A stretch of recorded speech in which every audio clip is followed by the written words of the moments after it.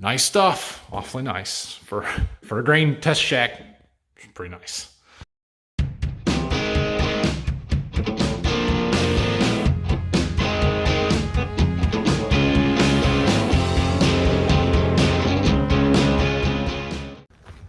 All right, well, we are going to call this grain bin tour part 2. So this is our second grain facility here at our farm in Berkey, Ohio. This is where my dad grew up, my grandpa's place, kind of the old home farm. We're about 35 miles east of our farm in Waldron, and we'll show you how this one works. So everything starts here with the pit. This is where we drive trucks in. That's an old pit from an old legging system that we took out a few years ago, but this is our dump pit. It has a drag conveyor underneath it. The drag conveyor drives down there, obviously, dumps into the leg. This is a 5,000, maybe 5,500 bushel per hour leg. Takes everything up to the top into the distributor and then out to the bins from there. We actually have 2 top dry bins here.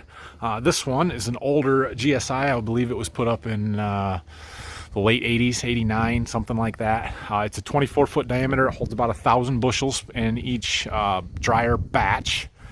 And the bin holds about 7,000 total, so we can dry corn through there. We have another GSI top dry, the big one. That bin was put up in 2012, and it's a 30-foot diameter. It's almost identical to the one we have up at Waldron, 1,500 bushel batches. The only slight difference on it is the burner is only a 30 horse fan on this one and not a 40 horse, so it's not quite as big of a burner.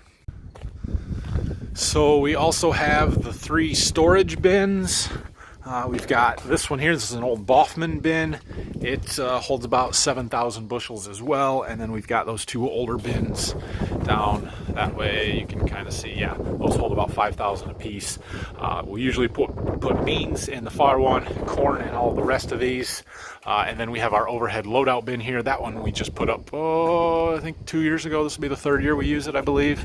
And that holds about 3,000 bushels in the loadout. We'll also use that as kind of wet holding for when we're doing corn down here as well. So that said, we have about 45-ish thousand bushels of storage capacity here at this farm. All the loadouts are tied back into the leg, and it was a little bit tricky getting this system to work just right, but obviously this bin was easy, that bin was easy. That one, we made it work there, but the far bin actually comes through this other one here. Let me show you. So we've got that unloading auger there that unloads this bin, and then it comes all the way through right to there to the other side, and then the far bin kind of dumps into that one. So that's how we get the beans out of the bin that's that far away. I believe this leg to be about 85 feet tall, something like that. It is nice though. It's tall enough we don't need any cross conveyors or augers or drags or cannons or anything like that to get all of the grain into the bins. Everything is gravity fed down the pipes. Those are 10-inch downspouts on this grain leg, and yeah, it's a pretty good system. Works really well for us. It's not as big as our one up to Waldron, but we don't have the acres. We've only got a little under 600 acres here, so this setup works really well for what we're doing. And this dryer gives us plenty of capacity. I'll show you the inside of this bin here real quick. So you can kind of see how these grain bins are set up on the inside here again. We've got this false floor, or it's an aeration floor. It's perforated steel, got a bunch of holes in it. There's a fan on the outside that blows air in underneath it and then comes up through them holes and up through the grain. And that's how we cool it and dry it and just make sure that it stays in good condition. If you'll notice up there, there's kind of a false floor again at the top, another perforated one with that big vent. That is where the burner from the dryer, that big fan blows air out, then up through that floor on the top that holds the 1,500 bushels up there of wet corn.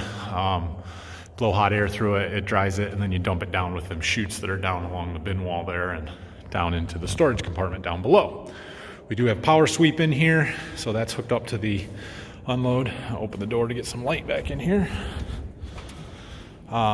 So that's nice because it's much easier to clean out the bin with the power sweep than it is with carrying sweep. once again, we are powering this system with a generator just like up to Waldron. This is not nearly as big of a generator. It is about 100 kW, but we are running 480 volt three-phase on most everything here again, and works really good. We like that system a lot. This is our little electrical system, or electrical building and test shack, whatever. Just kind of a nice place for us to sit and hang out when we're down here working and killing some time. Insulated really well so we can keep it warm in here with a little heater. Works good.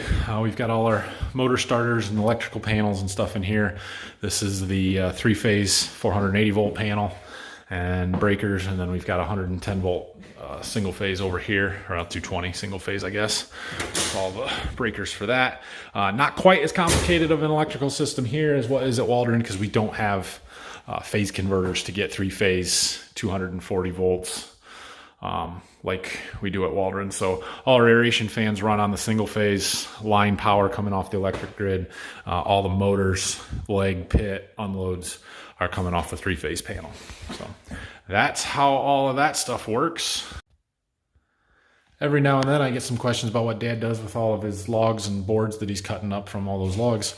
Well, here's some of it. He made some trim in a shelf. Nice stuff, awfully nice. For a grain test shack, it's pretty nice. One other thing that we will do here is bring those red gravity wagons that we have, the ones we had wheat in, and we'll fill those up with soybeans, stick them in the barn that's over here. Gives us an extra couple thousand bushels of storage.